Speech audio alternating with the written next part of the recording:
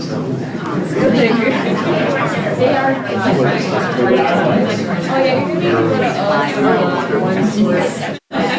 to grab together.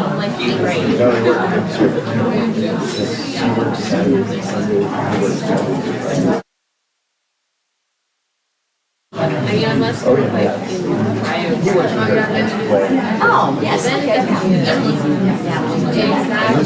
And like if you kind of like after doing something like then you're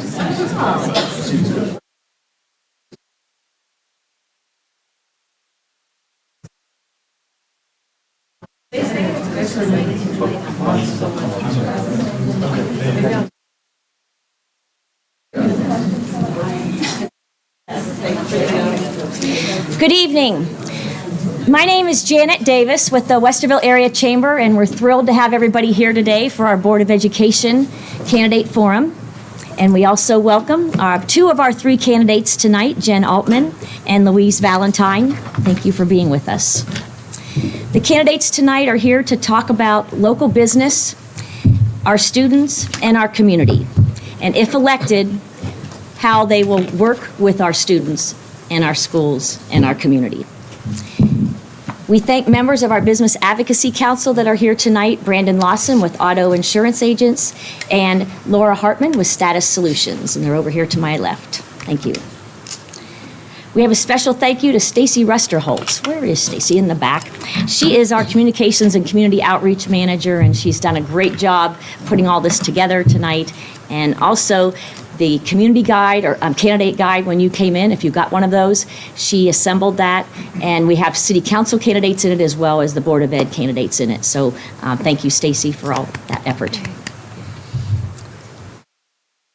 And we have appreciation for our sponsors, Charter Communications, Ace Handyman, and Status Solutions. And Status Solutions and Ace Handyman have some things in the back of the room, so before you leave tonight, if you want to stop by and look at the table and grab a few things from them, feel free to do that. You see microphones out. Those are because we're doing Facebook Live, and so I'll give a shout out to those of you that are on Facebook Live right now. Thank you for joining us. The microphones are not for amplifying in the room. They are really just picking up the noise and the sound for the Facebook Live. And we have two Otterbein students with us tonight that I wanted to make sure that you knew that we're here. We have one that's a junior, and her name is Abby Vitale, and she is at Otterbein majoring in economics and English and minoring in political science and legal. And then we have Ayan Abdil, who's a senior majoring in political science and English, and she is currently also applying for law school. So if anybody has any connections, send them her way. Yes. And at this time, I'm pleased to announce and introduce our moderator tonight, Doug Petcash. He is with 10 TV News, and Doug is the lead political reporter for the station and the Sunday morning public affairs anchor. So Doug, we'll turn it over to you.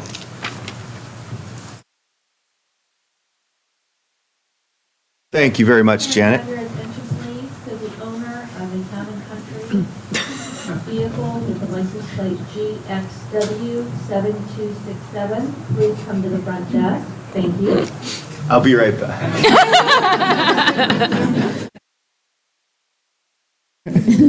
Nothing like an icebreaker right off the top, right? And I'd also like to, of course, welcome and thank our candidates for Westerville School Board this evening, Jen Altman and Louise Valentine. Thank you for giving your time to be able to let the people of Westerville know your stances on issues and to answer their questions. It is a pleasure to be part of the Chamber's forum tonight, and I thought that I would like to point out that you'll notice the 10 TV camera over there, so you might be on the 11 o'clock news tonight as part of our coverage of this. We're going to get started now. Your questions for the candidates are, of course, welcomed and should be submitted in writing. There are chamber representatives who will pick up question cards over here. Please raise your card when you do have a question prepared. Again, it should be in writing. Questions will be provided to the review team, and based on the available time, we'll get through as many questions as possible. I will receive your questions from the review team. The review team is made up of members from the Chamber's Business Advocacy Council who will review the questions to avoid duplication and maybe edit them a little bit for clarity and length. Each candidate will have the opportunity to respond to every question asked, and responses will be limited to 90 seconds. The timekeepers will keep track of time for each response and hold up a card when there are 30 seconds left, and then we'll ask the candidates to just shut up. So we want to, you've already met them, but Abby and Ayan are the timekeepers for this evening, so thank you, ladies, for being part of this. During the course of the forum, there may be occasions when an answer creates an emotional response, so I encourage everyone to hold their applause until the very end of the forum so that we can give the candidates the full time that they have to answer their questions. Now, if you feel the need to boo, you can direct that at me. I went to Penn State, and I'm a Pittsburgh Steelers fan. Yikes.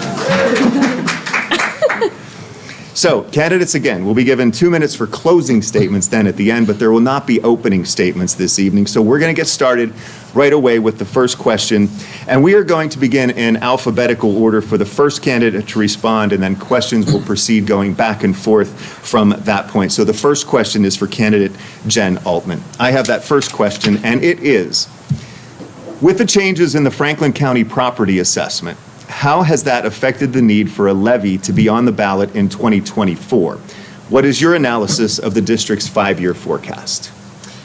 Yeah, it's a great question, and it's not simple, right? So as a board, we have to get together and talk about these issues. We want to talk about them openly and in the public. So we have a work session coming up to talk about the forecast, to talk about, we've had changes this year in the way the state is funding schools, so that's been something that we've been looking at. We have these changes, so we really need to get together and assess that. I think what I will say is that we have gone longer than expected on our last levy. So I'm really proud of that, the decisions that have been made to get us to that point. But I would say come to our work session, right, and hear where we are with that. And so I think that's where I am on that. Got to learn more and work through it with the rest of the board. Louise? So I am not a current incumbent, so I haven't been involved with this. However, after looking at kind of the budget and where we're at, like Jen mentioned, I think Westerville Schools has been pretty efficient at using their dollars. So I have no doubt I will be coming to the work sessions, as Jen invited folks to come to, and seeing what kind of avenues there are for kind of making up that revenue that we may not be able to have coming in anymore. It's tricky. I mean, and a lot of this goes back to, and I hate to point the finger, but the state legislature. The state legislature could be fully funding our public schools, and they choose not to. They choose to fund other things instead. So we've got to keep pressure on them if we don't want to be in this situation moving forward. Thank you very much. And Louise, this next question will go to you as we alternate the order. And this comes from the audience this evening. With qualified educators and experienced and educated librarians, what role do you see the school board members having in book selection? My personal view on this is that the librarians are there for a reason. They are the professionals, they are the experts, they have to get a lot of schooling and training to be librarians.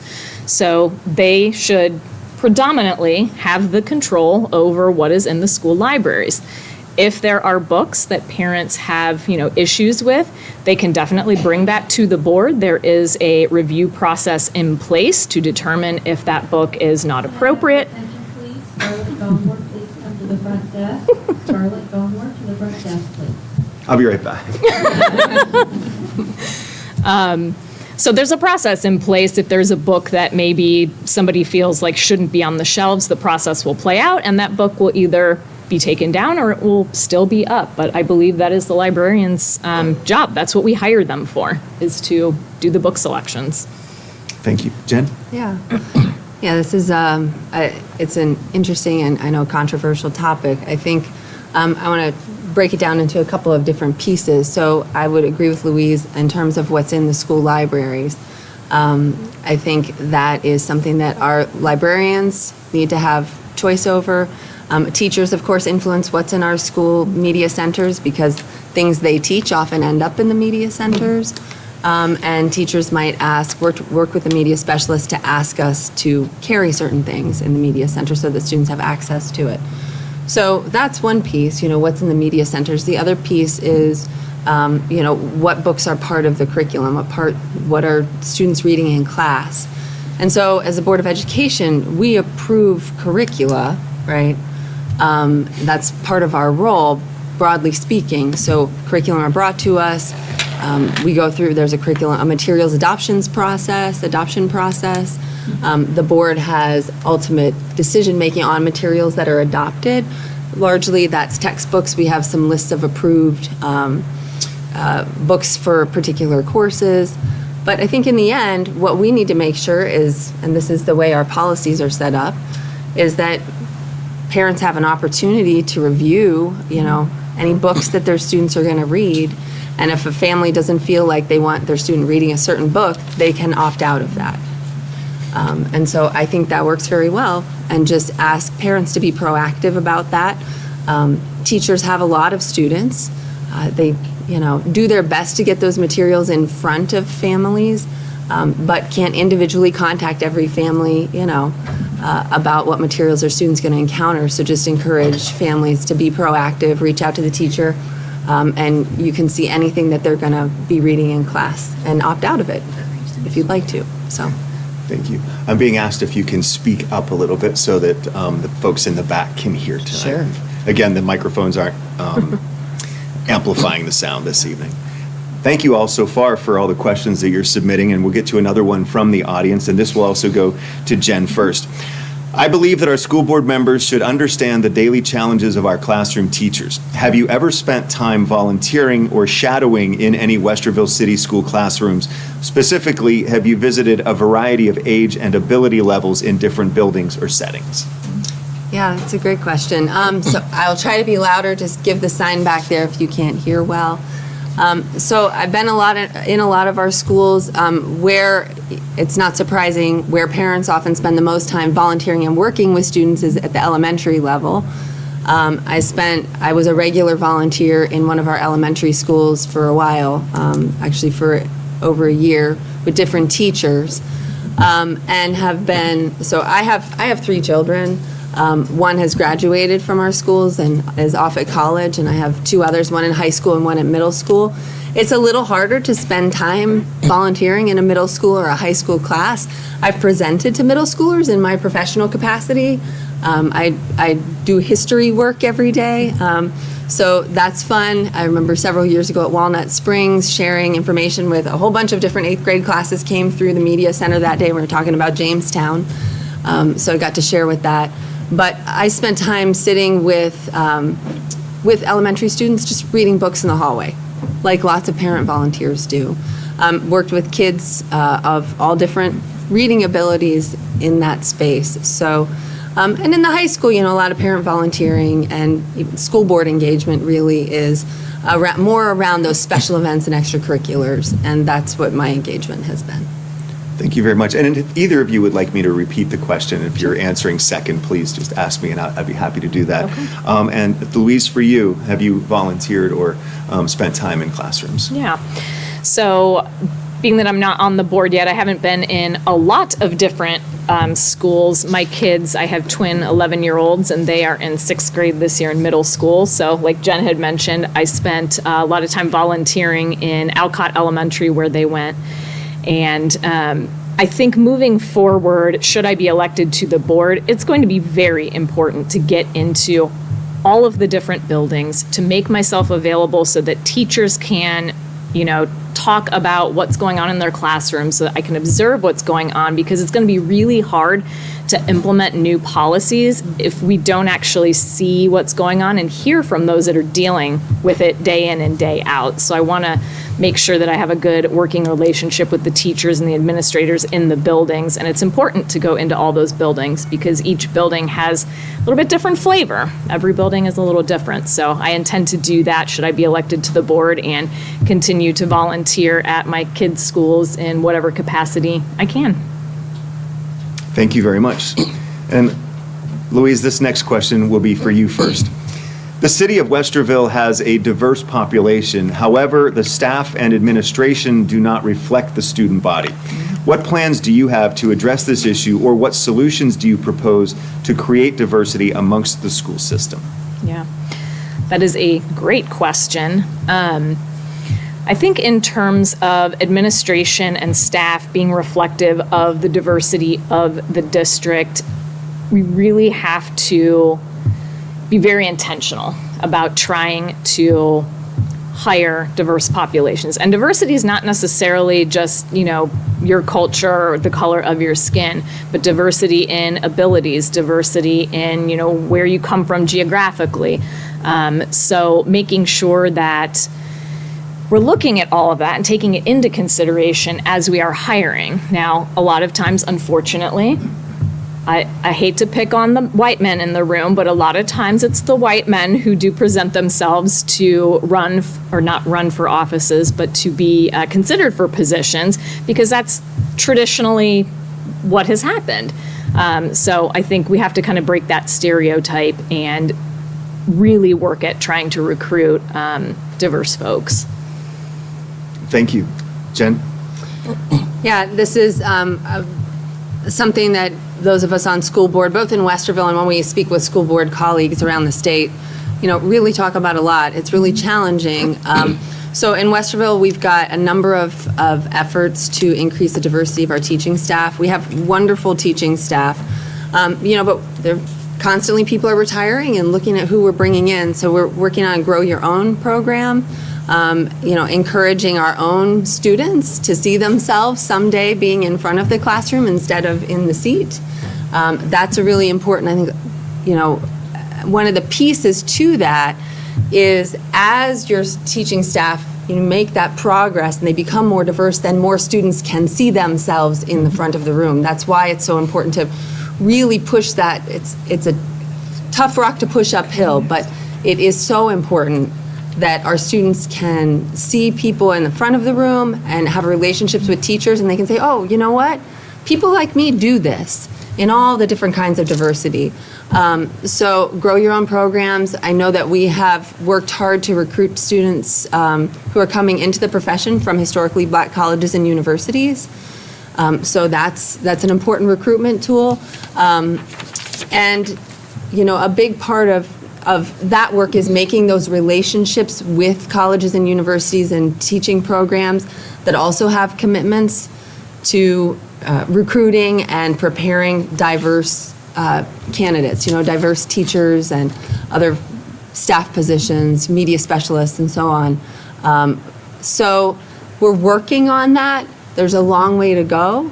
And I know, believe me, I know that there are things that we wish we could change overnight. On the other hand, we have great teachers, and many of those teachers themselves have a really strong commitment to diversity and to welcoming diverse colleagues when they, are hired into the building. So I think part of it too is creating that welcoming environment. The next question for you, Jen, first this time, it kind of goes hand in hand with that, and that is, what do you attribute the teacher shortage to, and what are 2 actions you would take to help alleviate the teacher shortage? Yeah, okay, my sister doesn't teach in Westerville, but she's a first grade teacher. The teacher shortage is really a hard profession to be in right now. It was especially hard during COVID. I'm so grateful for our teachers and our administrators, and I cannot even begin to imagine how many hours teachers were putting in every week, figuring out how to teach this way, how to teach that way, What do I do when a child doesn't have access to technology? How can I get lessons to them? And working with schools, trying to get them technology. How do I teach online? So it's been really, really hard. I have a family member who is a young teacher, just in her first year of having her own classroom.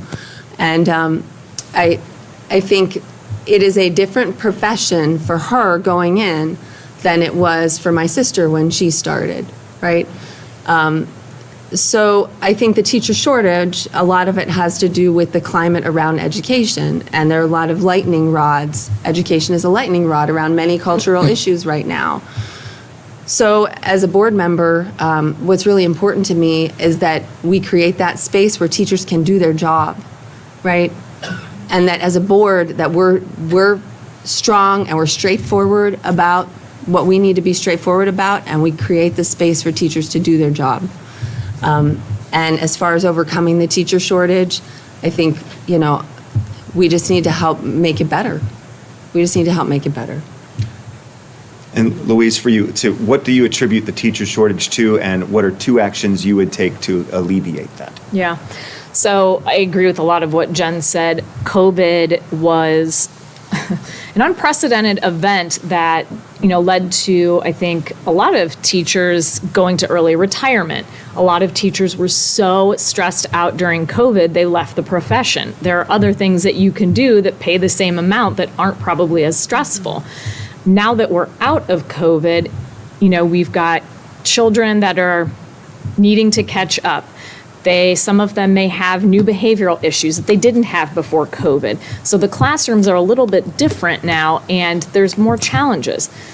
The other challenges that are there that have always been there are, teachers need to be able to have enough supplies. They need to be paid what they're worth. I don't know how many teachers I have told them, you do not get paid enough for what you do. You are literally bringing up the next generation of leaders in Ohio, and we do not pay you enough for what you do. It takes so much patience, so much work, and so much effort. So I think, like Jen was saying, making sure that we're creating the space for teachers to do their jobs, making sure that we have their backs when things come up. If they know that the board has their backs, that's going to make it a better environment for teachers to want to teach in the district. So we'll be able to retain the teachers hopefully better.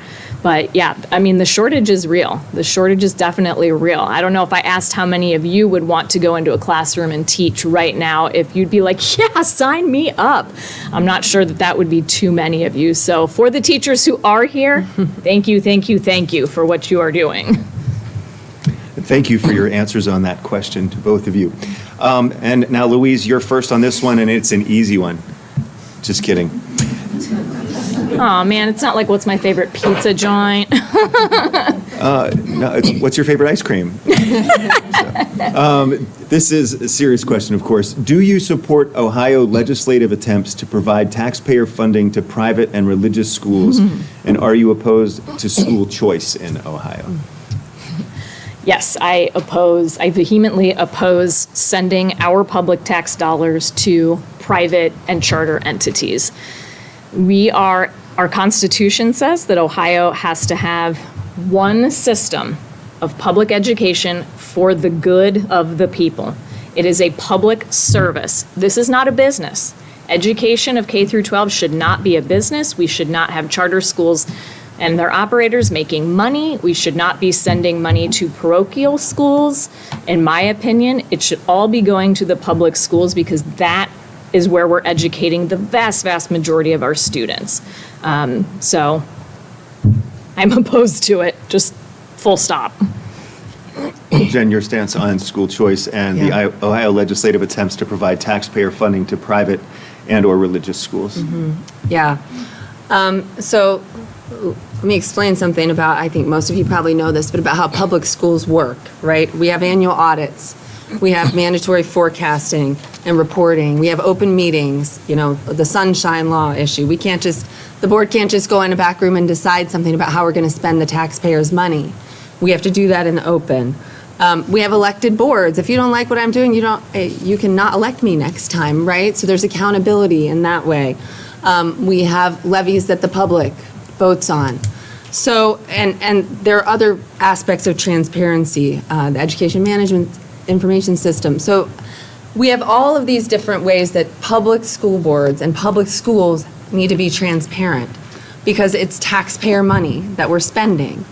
And so what I am very much against is that taxpayer money is going to private and charter schools that don't have to live by the same requirements, right? So I know there's been a shift recently in how that works. It used to be that charter and students that were on vouchers essentially came through the public school and then passed through us. Now it's coming directly from the state. But in either case, it's taxpayer money that's intended for public education, and that's not what it's being used for. Thank you both. The next question from the audience is for you, Jen, first this time. How can you help ensure that the curriculum is teaching how to think, not just what to think? Yeah. Oh, I love this topic. So, making sure the curriculum teaches how to think, not just what to think. There are probably some people in here who could nerd out with me about pedagogy and how we're going to do that. But, I think one of the ways to do that is when we really engage students in, as we've seen more and more in classes, in things like project-based learning, right? Where your students are they're addressing a problem or an issue. And so it's not just take this content and absorb it and regurgitate it back to me, but when you are facing, sometimes these are real world problems, right? How are you going to get from A to B, and what skills do you need to build? And that's where the teacher is there supporting those skills. So I think that's one way we can do that, is through things like project-based learning. We have some schools that are doing some really great project-based learning right now. I think another way is, just teaching those basic critical thinking skills.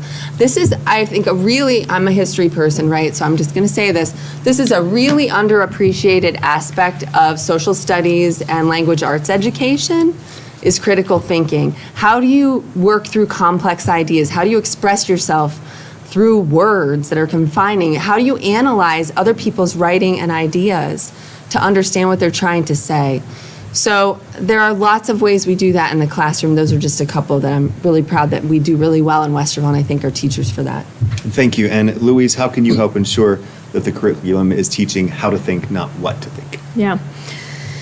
So even my kids, who are just in 6th grade now and just kind of starting to do these project-based type learnings, even throughout K through 5, when they would read a book or have to read a passage or they watched a video, they were always encouraged, and I saw this in their homework as well as when I would go to parent-teacher conferences, what they were doing.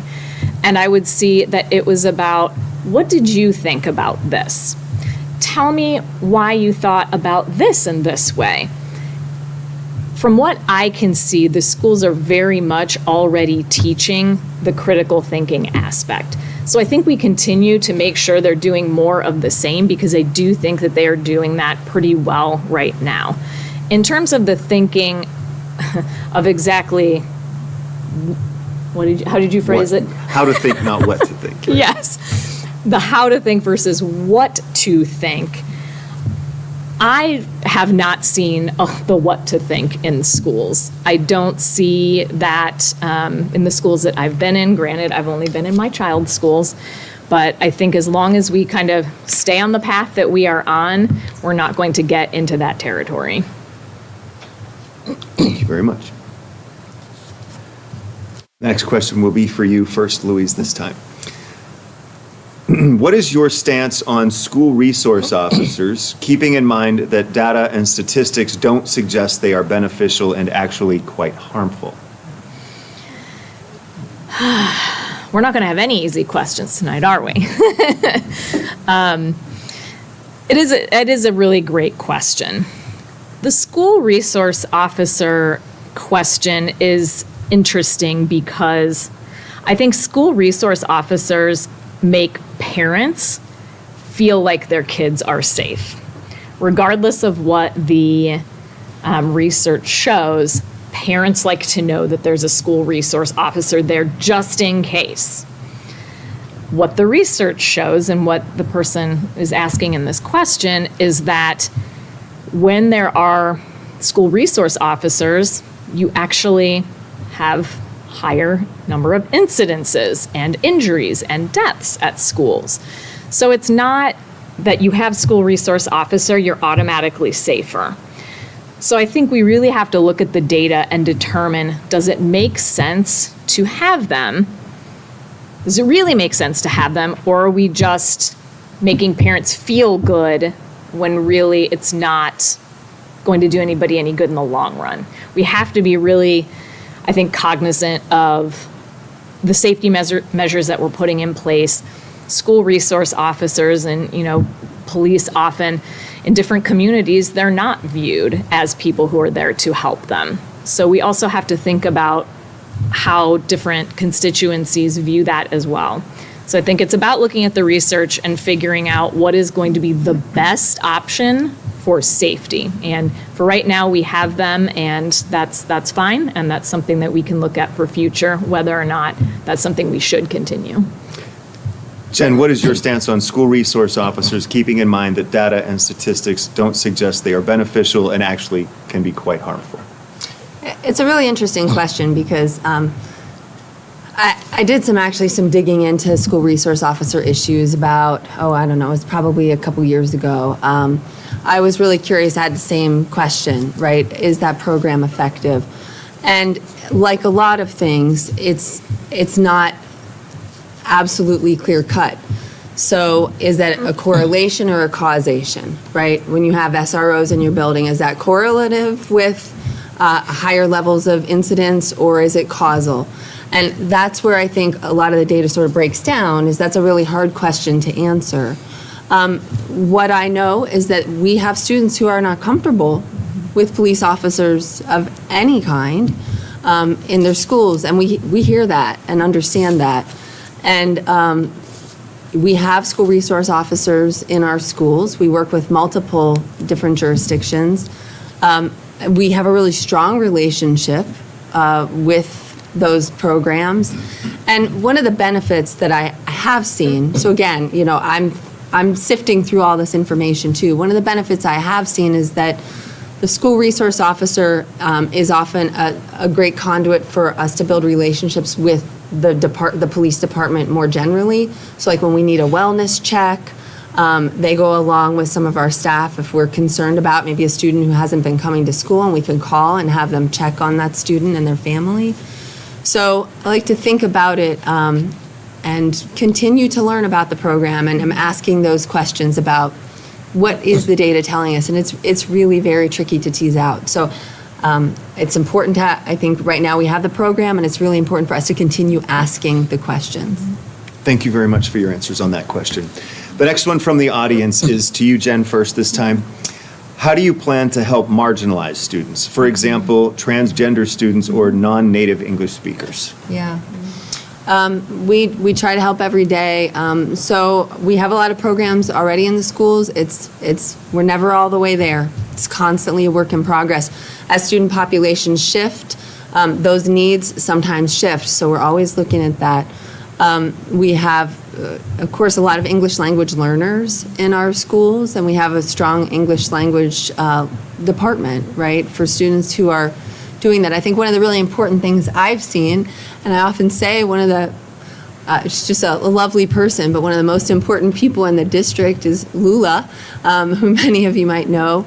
She works with our Somali American families on just really meeting any need that they have. So we put really great people in place to work with communities so that they have a conduit to the district, someone they're very comfortable with, someone who speaks their language, who is part of their community, understands customs, understands, and can inform the rest of us on, gosh, you guys, you really need to think about this. You need to change this because it's not working for these families. So that's just one example of how we do that. I think we have a really great group of administrators and staff members who work on social emotional wellness. We have like our Hope Squad in our schools, which is a great program. So students who are feeling challenged in all different kinds of ways, there's students that they can reach out to too. So I could go on. I've got the stop sign up here, you guys. It's like I could take 5 minutes, but I got a minute and a half. So. Thank you for obeying the law. I'm trying. I'm trying. Don't go through stop signs. And no texting and driving anymore, anybody. Yeah. So for you, Louise, too, how do you plan to help marginalized students, for example, transgender students or non-native English speakers? Yeah. As Jen said, I know that there's a lot of English language learners in the schools, students in the schools, and a lot of parents that don't necessarily speak English or speak English well. And personally, from what I've seen, I think Westerville does a pretty good job of offering lots of different things in lots of different languages. I know I was surprised when I signed my kids up for kindergarten and I showed up to sign them up. They had the instructions for what we needed to do to sign them up in like 17 different languages. It was crazy. But I think that's amazing because then it's helping no matter what language you're speaking in this area, you can feel welcome. You know that we're not, here just for the English speakers. We can help with everybody. You guys just had a meeting, I think this week or last week, that was for folks who are English language learners to help them walk through some of the nuances of the district and some of the things that the kids are taking home. I think that's amazing. What we have to continue to do is work with folks that are in those communities to keep asking the question, what can we be doing better? What else do you need? What is a problem that we can help remove or a barrier that we can help remove? I think that's very important. With our LGBTQ community and students, we need to make them feel welcome. We can't demonize them. They are there to learn just like everybody else. Making sure that they feel heard, they feel welcome, and that they know that they are respected and that their experiences are valid. We have to make that inclusive environment, just full stop. Thank you very much. And this question for you now, Louise, first. And it's similar to this previous question. At a time when more students are struggling with mental health challenges, such as depression, what do you propose Westerville do to identify and assist those in need? Yeah.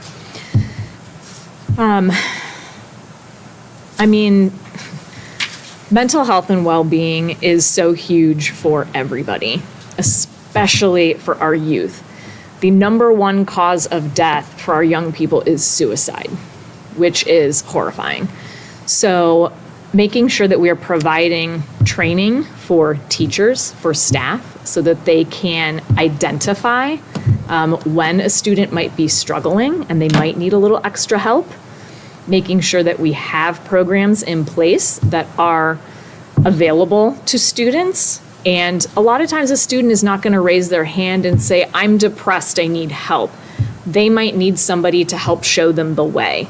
So we have to, if they're not getting that at home, then it's helpful for staff, administration, teachers to maybe be that helping hand to help show them that there are resources out there. But I also think this comes back to, as well, making sure that everybody feels welcomed, respected, and that we are here for them, that we are not here to lessen their experiences in any way or demonize them for anything, that they can talk to the folks at school and know that we're here to help.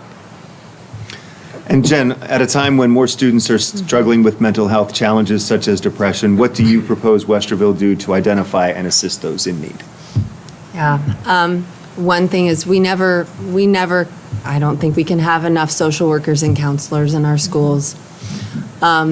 Every time we look at a budget, and we think about what positions we're adding, those are at the top of the list, and we've added some recently. So continuing to fund those positions and making sure that, trying to get to a place where we have adequate staffing, which is really hard to get to. Our people do a great job with it. But right now the need is so high, and again, part of it goes back to COVID, right? And the ramifications that everyone's still dealing with.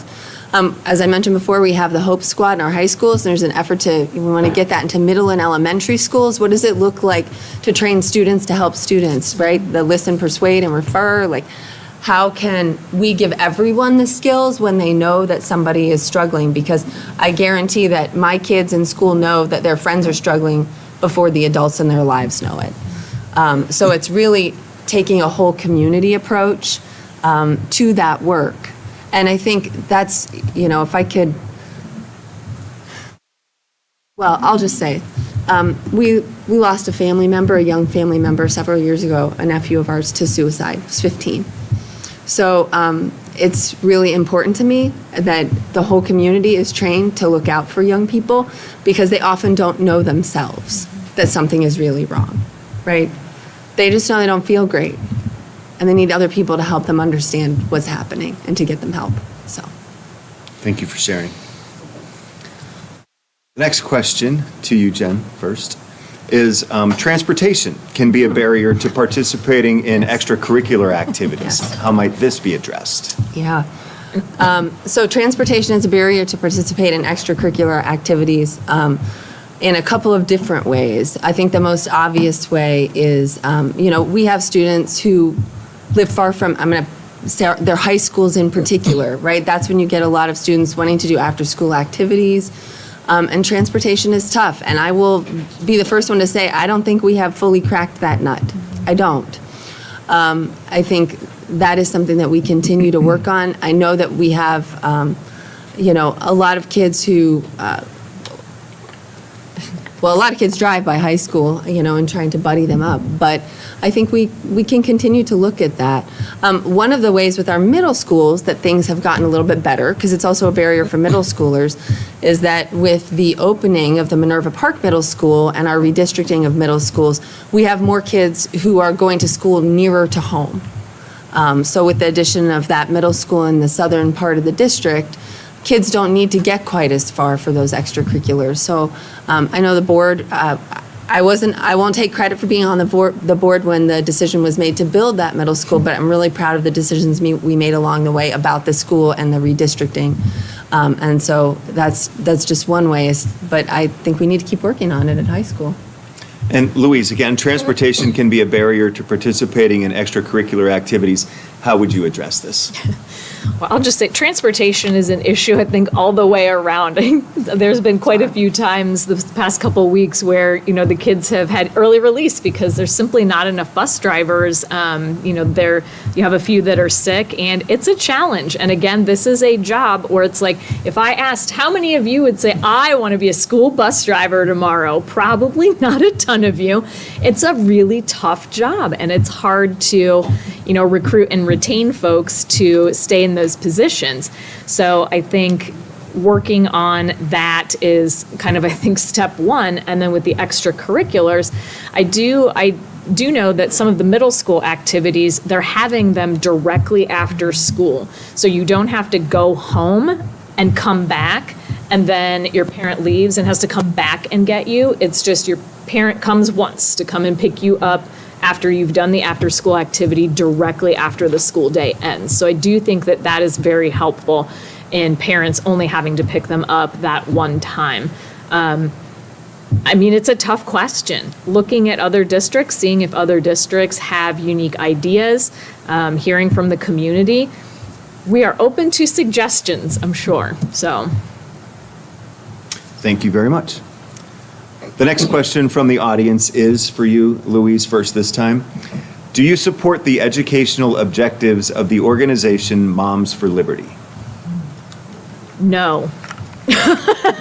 I will continue to elaborate, but the hard answer is no. I do not believe they are moms for liberty. I think they are moms for their own agenda. The Southern Poverty Law Center has labeled them an extremist group. I don't know if they're an extremist group or not, but I do not identify with their ideology. I think they are Moms for Liberty takes a very narrow view of how they want their schools to operate. They would like, from what I can tell, history to be quite whitewashed. They only want certain versions of things taught. They are not inclusive of all of our student population. If you fall outside their narrow view of what you should be doing, then you are not somebody that they care to be interested in. So I am not in line with what Moms for Liberty is asking for in our schools. Jen, to you, do you support the educational objectives of the organization Moms for Liberty? I do not. And it's for many of the same reasons that Louise already articulated. But, I just want to add that I think what's happening right now is that a lot of people are making issues out of things that we already have ways in policy, in board policy, that we're addressing these things.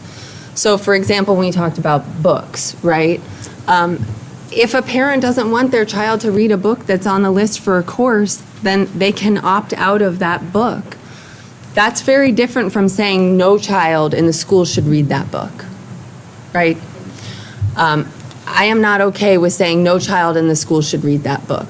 If you want to make a decision for your child, that's fine. And we have policies in place and procedures that allow you to do that. But don't make the decision for everybody because you don't know where they're coming from. Maybe for them, it's really important to read that book because it actually reflects an aspect of their life that they don't usually read about in school. So that's my position on that. And then, you know, I'm in the history field, real history, period. Right? Yeah.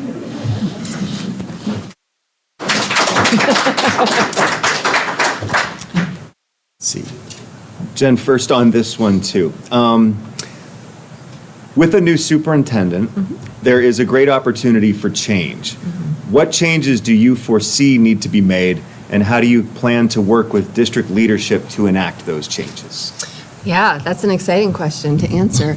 I'm really excited about Dr. Clark joining us. Of course, as a board member, I was part of the selection process, and we got to talk to a lot of great people, really great candidates. And I'll tell you a couple of things that just really drew me to him as our next leader. And one is his openness, very open and straightforward person.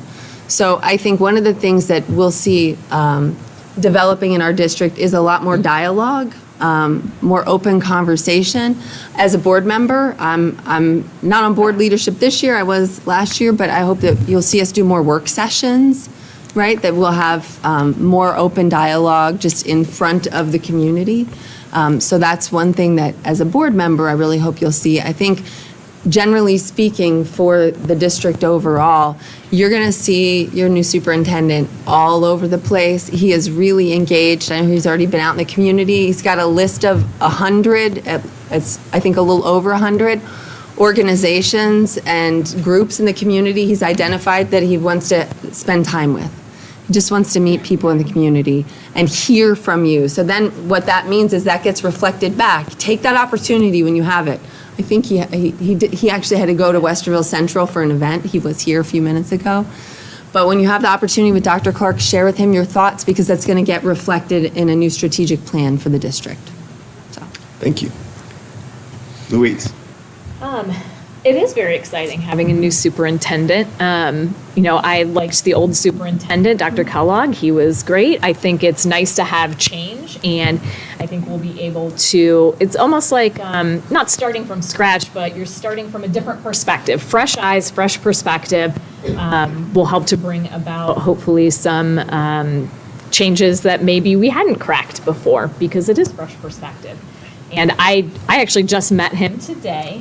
Since I'm not on the board, I was not part of the selection process, but I'm excited to hopefully get to work with him. And he seems like, from what I have heard, a very open person who wants the feedback. I mean, that's the only way that we get better is by having the feedback. Thank you very much. The next question is for you first, Louise. And the question is from the audience, what is something you haven't been asked yet but you'd love to speak about that specifically affects or relates to how you would act if elected? Very interesting question. Yeah. What are you passionate about, maybe? So, I mean, to be honest, I'm passionate about public education in general, the public aspect of public education. I'm originally from Northeast Ohio. I graduated from Elyria Public Schools. And Elyria Public Schools, if you were to look them up today, and they were very much the same back when I was in school, they're probably C-level schools. I didn't go to any place fancy, very working class, but the teachers and the programs that were available helped to shape me into who I am today. And I would not change that for anything. And I'm so glad that my kids have that same opportunity. They're going through a good public school system here, probably better than the one I went through when I was growing up, but they are going to have those great experiences. It's a diverse community. I love that it's a diverse community. They see all kinds of different people, and when you get out into the real world, that's what you're going to see, and it's all going to be just the same to them. So I think I am most looking forward to listening, first and foremost, to what folks have to say. What do you think about the district? What are the pain points? What are things that you think we should be doing differently? What are things you love that you want us to keep in place? Having that open discussion and making sure that we're thoroughly listening to the community, the students, the teachers, the parents, I think is what is going to help propel Westerville to the next level. Jen, what is something you haven't been asked yet, but you would love to speak about that specifically reflects or relates on how you would act if elected? Yeah, well, so I think I would like to be asked how I go about making decisions, right? And making hard decisions on the board. And that gives me a chance to just share a few things about myself. So when we have a big decision to make, or sometimes it's an endless stream of decisions, I know that, especially being on the board through COVID, right? I'm a data person. So I'm a numbers person. I love looking at the numbers, trying to understand them. I'm also an anthropologist by training. So I got a foot in both sides. I want to hear from people, I want to understand where they come from, because that needs to inform our decisions. So I guess you could say, as an anthropologist, I suppose, like, I'm sort of a professional listener, but it's in a sort of analytical way, trying to really understand. So I hope to get to spend time with lots of constituents even more in these next 4 years without COVID, where we can be out in the community more and really hear from you, because there's so beautifully diverse perspectives in our district. And I love to hear those and take them in and do my best as a board member to fit that together into the decisions that we need to make, the decisions that are in front of us. So I would say that's the main thing that I would want to share. Also, just really briefly, because I got like 10 seconds left, want to share that I grew up in Westerville, and I went to our schools, and it was a very different place then, and it was a wonderful place then, but I actually really love the way it is now, even more, so. Thank you very much. Quite a coincidence that you were talking about COVID. Go figure. As COVID numbers are rising currently, the school system is treating it as though nothing is happening. How will you keep our students and staff and community safe? Yeah, oh boy, I've lived through this one once. So there are a couple of things that are a little bit different about COVID now than last time. I mean, I think we all know that, right? It sort of just hit us like a ton of bricks before. And so decisions had to be made really quickly. We didn't understand at all what the virus was like. We didn't really even know how it was transmitted. I mean, how many people, were wearing masks when you were 100 feet away from other people outside in the early beginnings of COVID, because we just didn't know, right? And so we know a lot more now. We have really encouraged people to, be vaccinated, right? We hosted some opportunities for students deep during COVID. So that's changed. The vaccines have changed. Our understanding of the virus has changed. The fact that a lot of people have had it. But as a board member, we do look at those numbers. I mean, it is entirely possible that there will be a new variant of COVID that will then require us to make hard decisions again, right? People wearing masks again, or whatever it may be. I don't know what that will be, but as board members, it's our job to stay on top of that and pay attention, which is what we do, so. Thank you, Jen. Yeah. Louise, let me repeat that for you. As COVID numbers are rising currently, the school system is treating it as though nothing is happening. How will you keep our students, staff, and community safe? Yeah. So I have appreciated that the school system, I know at the middle school, they actually had a COVID vaccine, drive, if you will. They could get the vaccines right there in the schools. I think that is a wonderful idea. The vaccines have been, they're life-changing, the vaccines. I think one of the things that we have to grapple with is COVID is here, and it's here for the long haul, and it's going to change and it's going to mutate into different forms, but it's going to be like the flu, I think, where we have strains of it every year. So I like to think of it as kind of what we do with the flu is education, education, education. What can you do to protect yourself?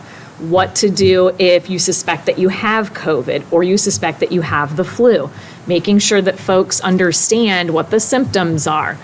You know, encouraging sick kids to stay home, which I know is super hard. Parents do not want to stay home with their kids. They want to be able to go to work.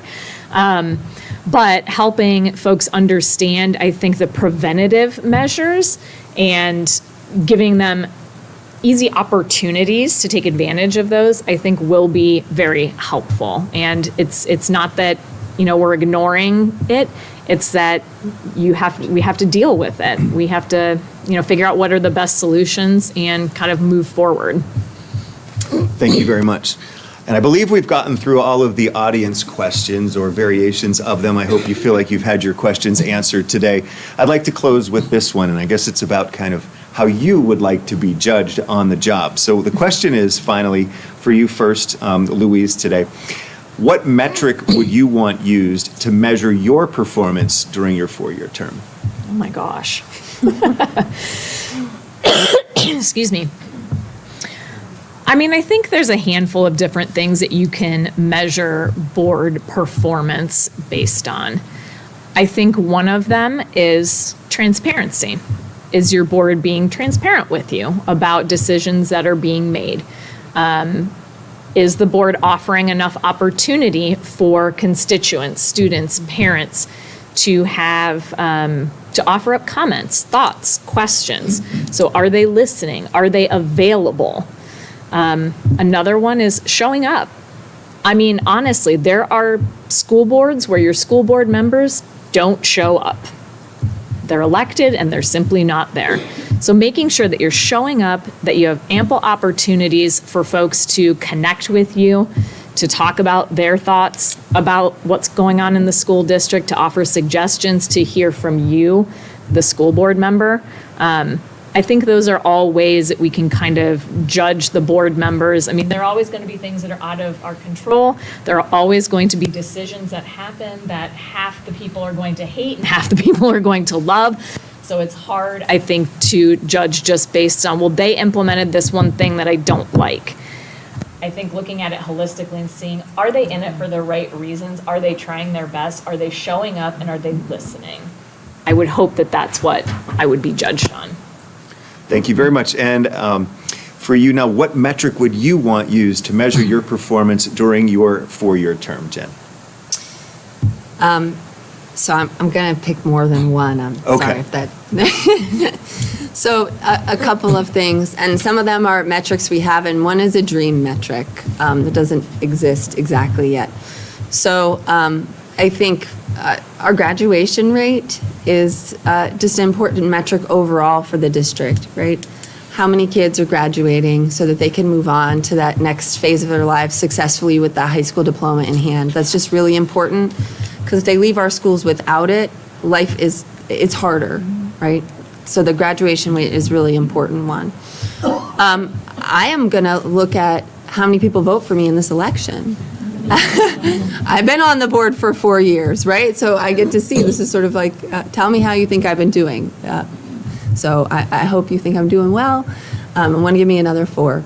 But I tell you, my dream metric, and I don't quite know how to make this happen, would be to go to our students when they're maybe 5 years out and be able to ask them, did you learn what you needed to know?